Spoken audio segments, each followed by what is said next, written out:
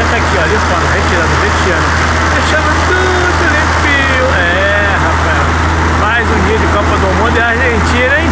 Ai, 3-2. Coisa foi essa? A Argentina tá parecendo o Brasil, mas vamos lá, vamos falar sério. O Brasil faz o gol de pênalti, o Hendrick faz aquele gol. Quem ganhava o jogo? Com certeza o Brasil.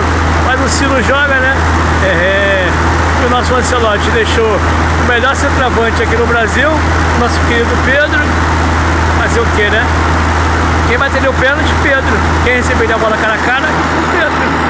Quem ganharia o jogo? Brasil. Mas fazer o que, né? Pra cima deles! Vamos ter que aturar mais uma vez a Argentina nas finais. Fui! Vamos com tudo!